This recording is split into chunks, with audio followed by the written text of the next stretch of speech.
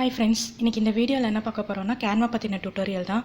Already இதுக்கான வீடியோஸ்லாம் நான் நிறைய போட்டிருக்கேன். அது மறக்காமல் என்னோடய சேனலில் போய் செக் பண்ணி பாருங்கள். இன்றைக்கி என்ன வீடியோ பார்க்க போகிறோம் அப்படின்னா, இப்போ நீங்கள் ஃப்ரெஷ்ஷாக க்ரியேட் பண்ணுறதுக்கு பதிலாக ஆல்ரெடி இருக்கிற ஒரு ஆரி ஒர்க் ப்ளவுஸ் டிசைனை வந்து ரீக்ரியேட் எப்படி பண்ணுறது அப்படின்றத நம்ம பார்க்க போகிறோம். ஸோ ரீக்ரியேட் பண்ணுறதுன்றது வந்து 2 டைப் இருக்குது உங்களுக்கு வந்து. அதில் ஃபஸ்ட்டு ஒரு டைப் வந்து நான் இப்போ சொல்கிறேன் உங்களுக்கு வந்து. அது நீங்கள் கேன்வா ஆப் ஓப்பன் பண்ணிக்கோங்க. ஆஸ் யூஷுவல் தான் உங்களுக்கு வந்து இதில் வந்து இந்த ப்ளஸ் சைன் கொடுத்து நீங்கள் வந்து ஒரு நியூ டாக்குமெண்ட்டாக எடுத்துக்கோங்க. கஸ்டம் சைஸ் கொடுத்து நான் எப்பவும் போல் தான் எடுத்துக்கிறேன். இதை வந்து இதெல்லாம் ஆல்ரெடி நான் உங்களுக்கு வீடியோவில் சொல்லியிருக்கேன் டீட்டெயிலாக. அதே சேம் திங் தான் நான் இங்கே இப்போ எடுத்துக்கிறேன்.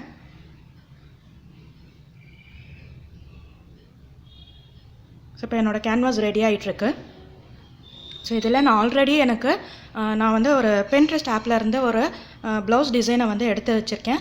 அதை இப்போ நான் இங்கே யூஸ் பண்ணிக்க போகிறேன். ஸோ அப்போ கேலரிக்குள்ளே போயிட்டிங்கன்னா உங்களுக்கு அதில் ஸ்டோர் ஆகியிருக்கும் உங்களுக்கு வந்து. ஸோ கேலரிஸ்குள்ளே போயிட்டு பின்ஸில் போயிட்டு நான் எடுத்துக்கிறேன். ஸோ என்னோடய Pinterest ஆப்பில் இருந்து நான் ஆல்ரெடி டவுன்லோட் பண்ணி வச்சுருக்கேன். அந்த இமேஜ் ப்ளவுஸ் டிசைனை வந்து நான் இங்கே சூஸ் பண்ணி எடுத்துக்கிறேன். ஸோ இப்போ இந்த ப்ளவுஸ் டிசைன் நான் செலக்ட் பண்ணிக்கிறேன்.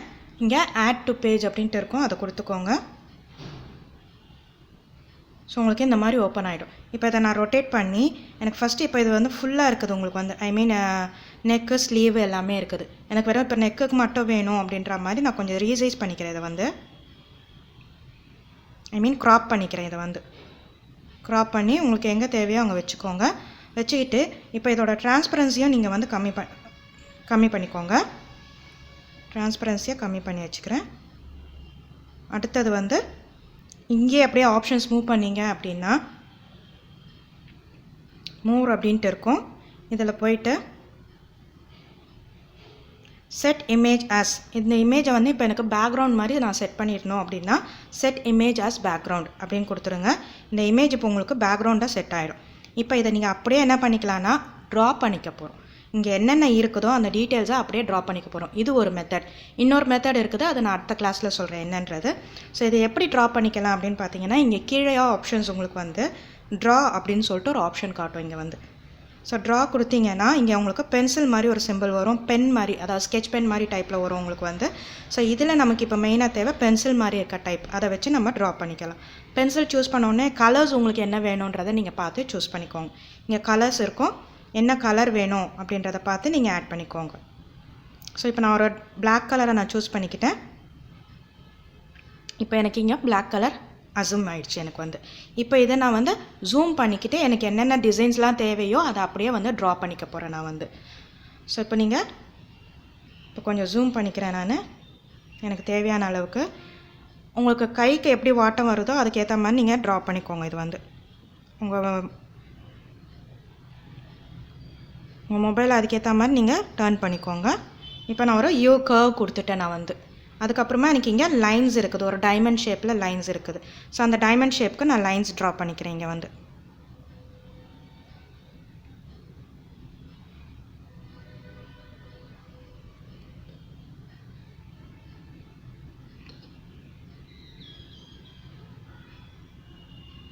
ஏதாவது கரெக்டாக வரலன்னா அன்டூ பண்ணிக்கோங்க.